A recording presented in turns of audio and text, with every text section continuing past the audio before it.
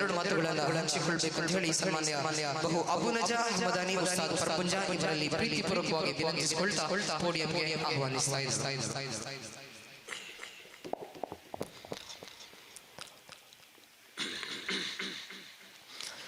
السلام عليكم ورحمة الله وبركاته. ബഹുമാനപ്പെട്ട സയ്യിദ് അവറുകളെ, പണ്ഡിതന്മാരെ, അതുപോലെ രാഷ്ട്രീയ നേതാക്കന്മാർ, ഈ എൻ്റെ എതിർ നിൽക്കുന്ന ചെറുപ്പക്കാർ, രക്ഷിതാക്കൾ, നാം ഇവിടെ ഒരുമിച്ച് കൂടിയത് സൗഹാർദ്ദ സമ്മേളനമാണ്.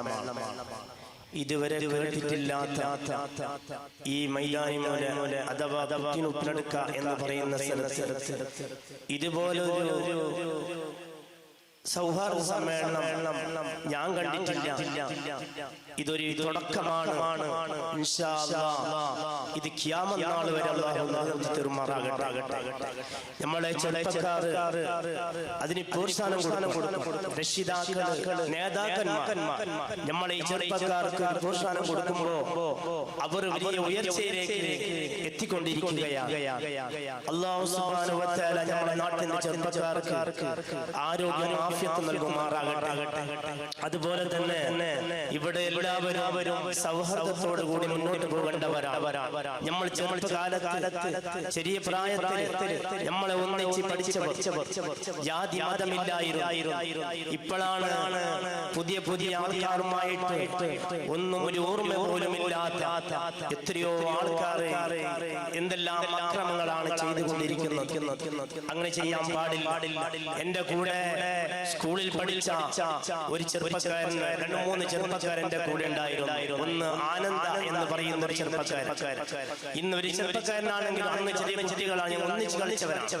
പിന്നൊന്ന് അതുപോലെ ഇങ്ങനെ പറയുന്ന കുറേ ആൾക്കാരെ ഞങ്ങളെ ഒന്നിച്ച് പഠിച്ച എത്രയോ വിദ്യാർത്ഥികൾ ഇന്ന് വലിയൊരു ലെവലെത്തിയിട്ടുണ്ട്. ഇന്നും അവർ വന്നിട്ടില്ല. ഇന്നും ആ സ്നേഹവും ആ പിരിസപ്പാടും ഇന്നുമുണ്ട്. ഇത് ഞങ്ങളെ ഉപ്പയും ഉമ്മയും പഠിപ്പിച്ചതാണ്, അവരുടെ അച്ഛനും അമ്മയും പഠിപ്പിച്ചതാണ്. അതുകൊണ്ട് നമ്മൾക്ക് നല്ല സൗഹാർദ്ദം വേണം. നാട്ടിൽ പള്ളി വേണം, ദേവസ്ഥാനം വേണം, അതിലേക്ക് റോഡ് വേണം, അതിലേക്ക് എല്ലാ സൗകര്യങ്ങളും ചെയ്യണം. നമ്മൾ ഏതെങ്കിലും നാട്ടിലേക്ക് പോയാൽ, ഉത്തരകന്നഡ പോയാൽ, അല്ലെ രാജസ്ഥാനിലേക്ക് പോയാൽ, ഉത്തർപ്രദേശിലേക്ക് പോയാൽ അവിടെ കാണും ഒരു പള്ളിയും ഒരു ദേവസ്ഥാനവും ഒരു ഭജന മന്ദിരവും കാണാം. ക്രിസ്ത്യന്റെ ചർച്ച് കാണാം. എന്ത് സൗഹാർദ്ദമാണ് ആ നാട്ടിലേക്ക്. സൗഹാർദ്ദമാണ്.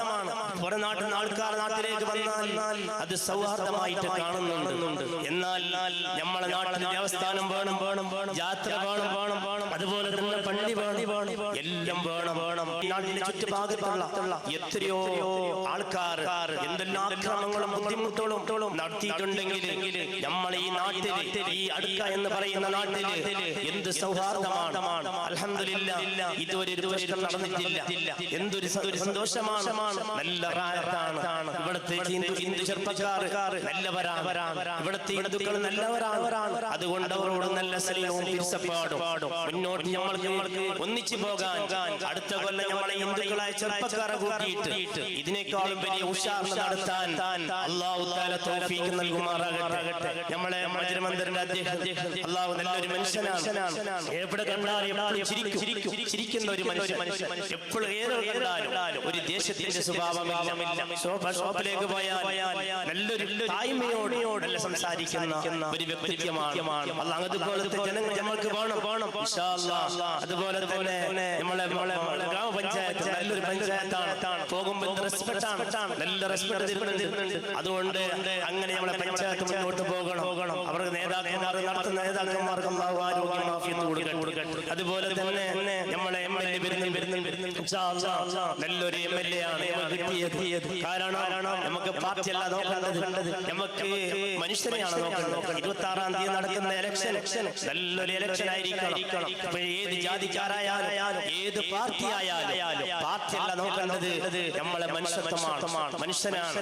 തമ്മിൽ ആക്രമിച്ചുകൂടാ, പ്രശ്നമുണ്ടായിക്കൂടാ. നല്ല നിലക്ക് മുന്നോട്ട് പോകാൻ അല്ലാഹു തൗഫീഖ് നൽകട്ടെ. നമ്മൾ ഈ നാട്ടിലെ ചെറുപ്പക്കാർക്ക് യൂത്ത് പ്രിൻസിന്റെ ചെറുപ്പക്കാർ നല്ല ഉയർച്ചയിലേക്ക് അല്ലാഹു എത്തിച്ചുമാറാകട്ടെ.